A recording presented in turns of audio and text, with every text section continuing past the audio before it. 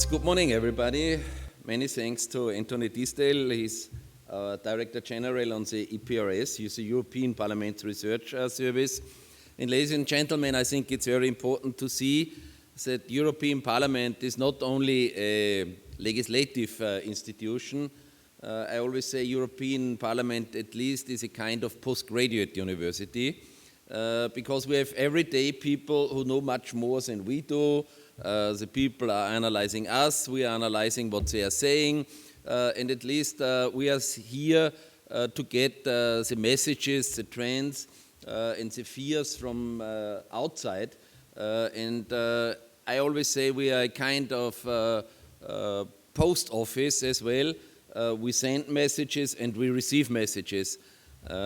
Times have changed, but overall I think STOA developed into the right direction. So STOA means Scientific Technology Options Assessment, and Mehdi Delvaux Sterens is with us. She knows how important it is that the members have access to science and evidence-based information. At least it's belonging to the long term of the future of the European Union, and I think the ESPAS conference 2015 connects very good what we wanted to do from European Parliament and the science community. And as you know, in European Union, we are all living in a kind of silos. And now, since I'm 20 years in European Parliament, I know a lot of the silos. I visited a lot of the silos. I'm in budget committee, so I see the figures, how they have changed over the years. And I'm in the ITRE committee, where I learned how important it is to try to make the amendments to a progress and to give a positive impact to the overall story. You know, we always try to double the research budget. From every negotiation, the Council always tries to give as less as possible. We try to double the budget, and it's always nice negotiations, because our trick is that we take the last part of the 7-year period, and then Parliament is asking for doubling the budget. That's our estimate. And if the ministers come and say, no, doubling is too much, we say, Council wants to decrease the budget of research.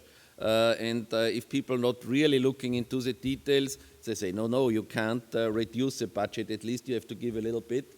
But that's a negotiation policy, and I think it's very important to see that we have the ability to get the budget. And that's not the most important thing. I think it's the people behind the budget who has to play a real science-based and decision-orientated debate is necessary. Realistically speaking, most of the time we have no choice but to accept technological or social progress. On the other hand, we actually have to have enough political tools to avoid the unwanted and strengthen the good in these new ideas if we just want to do it. This has to start with paradigmic change and techno-scientific evolution. Sometimes we have evolution, sometimes in science we have revolution. Some changes are going pretty quick, others needs generations to develop. And I think that's where we're looking forward, and therefore I welcome the work of ESPAS, which is an important tool for political decision makers as well as political analysts. I especially like the interinstitutional aspect, which I see as a step forward, a common European perspective about strengths and weakness, and as well on the opportunities and threats that emerge from within our member states or neighborhood and the wider world. As you see, the crisis with the refugees, some people say if we had made better foresight studies, we could get it much earlier. The truth is we can do a lot of studies, we can have all the programs, but if we don't have partners in the member states who execute what was done in the different programs, then of course we are facing problems like we have it now, and then it goes always one step higher. So if member states fail, it comes to the European level, and on European level, if we are not pushing it enough, it's necessary that the heads of states have to meet, and then the heads of states, hopefully up till now, always delivered the solution. And in my 20 years being here in Brussels, I learned that every crisis was at least a big chance for European Union. So we always read in the newspapers that maybe European Union will have a breakdown within the next days or weeks. I see it totally opposite. I think we have learned through the crisis how important it is to have this think tank in Brussels, in Strasbourg, in Luxembourg, in all our agencies. And if they work together and if they are better connected, I think we can really bring good results for our citizens.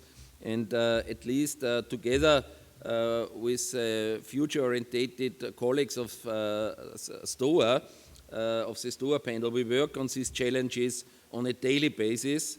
And we as members of European Parliament and researchers need the help we can get to anticipate with its coming, to think about alternative possibilities and options, and to form networks of thinkers, and I think it's much more important, of doers. We know they say, just do it, and I think in science it's the same. We have to see that to come up with fast and efficient solutions, it's not the only way of doing it in STOA. We don't like to make decisions. STOA works for 20 committees in the European Parliament, and our agenda is to look for technological options assessment. So I think it's very important that we not decide that this or that is the best solution. As we know, every solution has positive and negative effects, and for parliamentarians and for the decision-making process, it's necessary to know all different areas, so the options on a problem, and then to see which technologies could solve the problem, and have a positive and negative list on the different options. That's, I think, where we have to do more than developing the options. What we did new, and Lieve van Wonsel is with us, the foresight debate is quite important to see that technological options, if we at least choose them or create a framework for them, that a lot of other areas, science-based areas, should be covered. It's not only environmental, social, cultural, a lot of issues if you choose one of the options. And so therefore it's good to see that foresight is very important if we place studies. And Theo Carapi-Perez, our head of STOA, in this very important area, I think it's clear that if we place studies on the market, that also the methodology has to be rightly done, that scientists understand what the studies should bring, and at least we have to see how we can get also the different silos, the EPRS and all our agencies, how we can get a horizontal connection between our vertical silos, which are, my opinion, is very good, but we have too less interaction. I was also last week in Budapest at the EIT, the European Institute of Technology, and when I go to some of these institutes, I always ask, how are you connected with all our other activities from Horizon 2020, from our agencies? Do you have somebody who is in charge of all the others to deliver the knowledge? How do you work with the social media? Are you on Facebook? Are you on Twitter? What is the difference in these different networks? How can we communicate better targeted, and how can we create clusters where like-minded people are together and where they have a good and upgraded knowledge if they use these tools. Of course, if you see it with young people, someday some of them all day on their device. I think also to learn how to act in this new environment is quite important. STOA also produced a study on new learning and teaching technologies. So how can we get this new world better to our people, and how can we bring the political level and the science level better to the different groups in our society. And of course we have to rethink the strategy. How do we do with the very young people, children from 2 to 4? How do we present our knowledge to them as early as possible? And how do we present the knowledge to the one who are older than 100 years and need exactly a certain kind of knowledge to have it present when it's needed. That's, I think, what we call efficient solutions. And I think that also STOA tries to be connected with the so-called science world and the think tanks of this world. We were at the STS forum in Kyoto. We are together with ESOF. I was last week at the World Science Forum. So we try also to be a hub for the one who want to have a link to the European Parliament and to the European Union.